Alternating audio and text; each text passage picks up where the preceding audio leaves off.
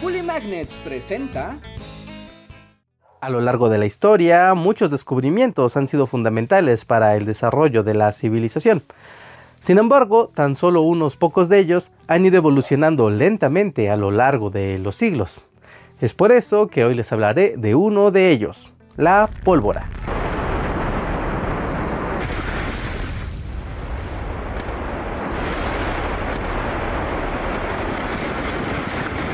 Pero hablar de la pólvora también nos permite conversar sobre muchas cosas interesantes, como por ejemplo la historia de la química, la historia de las armas de fuego o la historia de grandes ejércitos conquistadores. Pero también nos permite conversar de algo que es fundamental, y es sobre cómo el conocimiento humano se va acumulando y perfeccionando a lo largo del tiempo. Así que comencemos por el principio.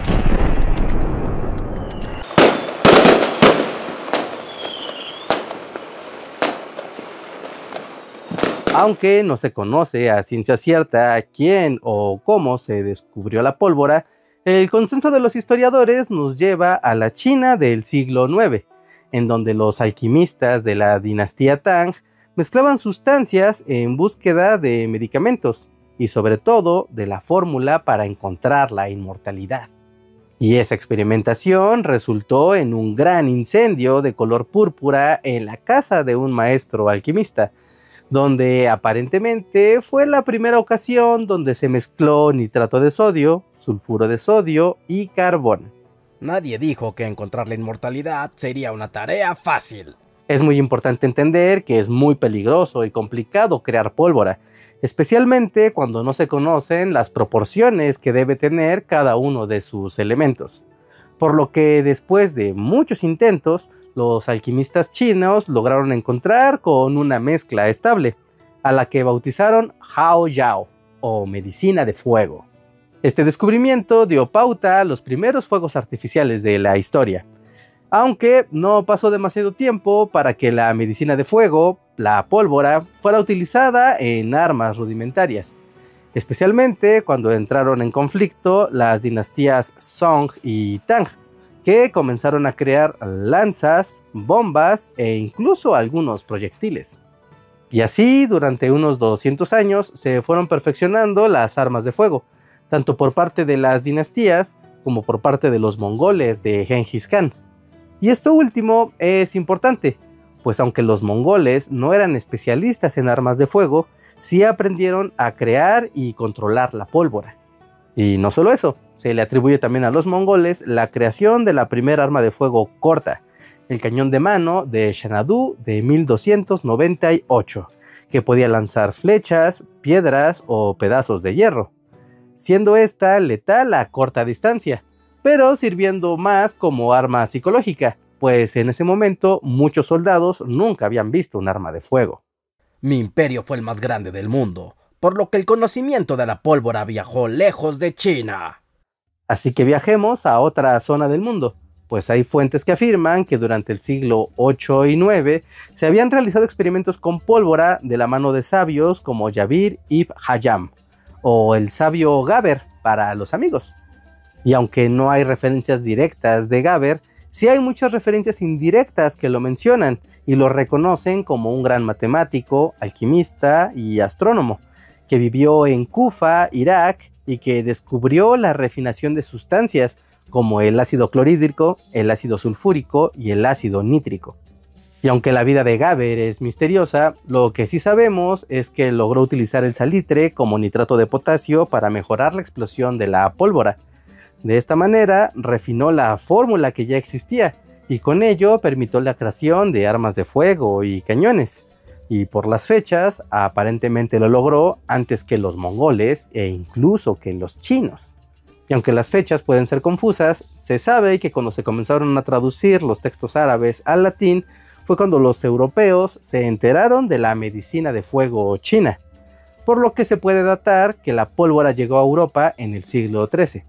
Y prueba de ello es la existencia del cañón de pólvora más antiguo de Europa, que fue construido en 1326, en Florencia. Así, mientras Europa comenzaba su carrera tecnológica con los cañones y la pólvora, En China se seguía desarrollando y perfeccionando la técnica. Tanto es así que para 1368 el emperador Su Yuanhang creó la dinastía Ming como el primer imperio de la pólvora de todo el mundo. Y eso no era un decir, pues su ejército contaba con 180,000 artilleros, tácticas avanzadas en el uso de armas de fuego y una logística impresionante para la creación, almacenamiento y distribución de pólvora en su territorio, cosa que no lograrían los europeos hasta 200 años más tarde. Podría decirse que éramos el ejército más poderoso del mundo. Tiempo más tarde, la pólvora dejó ver su poder destructivo en Europa, y es curioso cómo es el desarrollo de las cosas, pues cientos de años antes, unos alquimistas estaban buscando medicina y la fuente de la vida eterna, y cientos de años después, a miles de kilómetros de ahí, ese mismo descubrimiento era una fuente de muerte y destrucción que transformó al mundo. Y eso es fácil de cuantificar, con lo que ocurrió el 29 de mayo de 1453, con la caída de Constantinopla. La historia de la pólvora nos cuenta sobre un ingeniero en balística llamado Orbán, que ofreció la construcción de un cañón gigante a Constantino XI. Pero este rechazó la idea, en primero por el alto coste que tendría esta arma, y en segundo por ver innecesaria la creación de un arma ofensiva tan grande en la ciudad de Constantinopla. Pero Orbán quería construir su cañón, y no se quedó conforme con la respuesta que le dieron, por lo que ofreció su proyecto a uno de los enemigos del Imperio Bizantino, al sultán otomano Mehmed II, quien pagó gustoso, pues reconoció la oportunidad de dañar las impenetrables paredes de la ciudad. Se dice que el cañón de Orbán era una monstruosidad de 9 metros de largo y una boca de cañón de casi 1 metro de diámetro.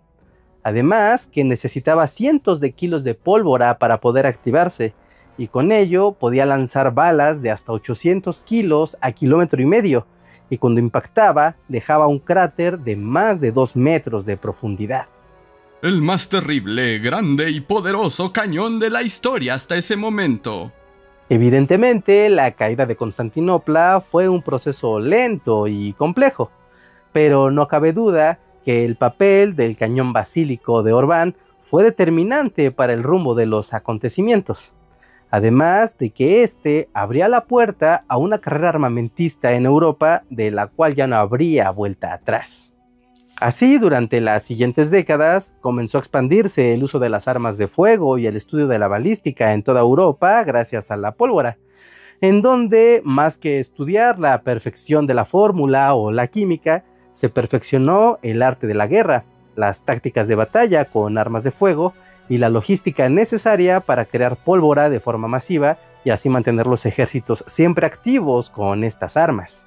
Y aquí vale la pena hacer un pequeño paréntesis en la península ibérica, en donde su especialización de la balística, la artillería y las tácticas de combate con el arcabuz les dieron la potencia y fuerza necesaria para consolidar el imperio de Castilla, y con ello tener un diferencial que les permitió sus conquistas a lo largo y ancho del mundo durante el siglo XVI.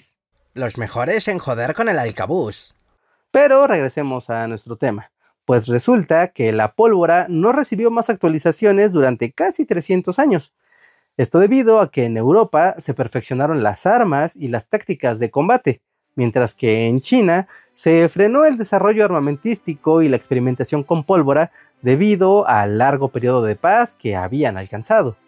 Ya para el siglo XIX, científicos como Benjamin Robbins estudiaron el péndulo balístico, Leonhard Euler perfeccionó las matemáticas de balística y William Congreve creó los primeros misiles dirigidos de la historia, pero finalmente la pólvora era prácticamente la misma. Y es que a pesar de su gran practicidad y poder, la pólvora negra también tenía sus inconvenientes. Uno de ellos era que al dispararse generaba mucho humo, lo cual revelaba la posición de las tropas en el campo de batalla. Y si se disparaba constantemente con ellas, se generaba tanto humo que eso bajaba la visibilidad de las tropas e incluso de los generales que estaban detrás de las filas. Ciertamente el humo de las armas era un problema, pero yo lo utilicé a mi favor en Austerlitz, obviamente porque soy un genio. Finalmente, la evolución de la pólvora apareció en París de 1884 de la mano del químico Paul Baillet y su nitrocelulosa.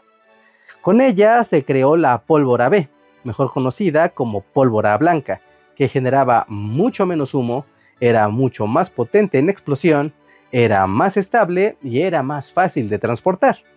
Así, para finales del siglo XIX, la pólvora blanca marcaría la diferencia en el campo de batalla. Y, paradójicamente, quien pagaría el precio de esta evolución sería China durante la Guerra del Opio, pues en ella los británicos los invadieron con barcos armados con pólvora blanca. Y aunque la armada china era mucho más numerosa, aún contaba con la pólvora negra tradicional, por lo que la gran distancia y poder de ataque de los británicos era incomparable con los barcos chinos, que no pudieron hacer nada al respecto.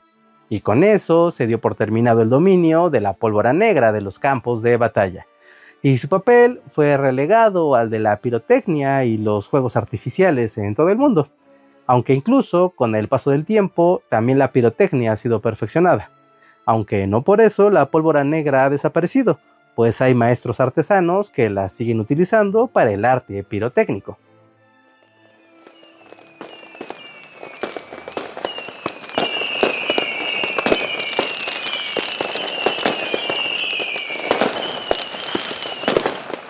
Y con eso concluimos el video del día de hoy. Y no cabe duda de que la pólvora es uno de esos temas súper amplios y extensos de la humanidad. Pues no importa la historia de qué país estés estudiando, encontrarás personajes que utilizaron armas de fuego o cañones, grandes ejércitos que utilizaron la pólvora para alguna batalla heroica, o incluso grandes explosiones o accidentes que cambiaron el destino de una nación. Tan importante es la pólvora que incluso los filósofos han declarado que la pólvora es uno de los 3 grandes descubrimientos de la humanidad, junto con la brújula, que nos permitió viajar y navegar por el mundo, y la imprenta, que permitió preservar y reproducir las ideas.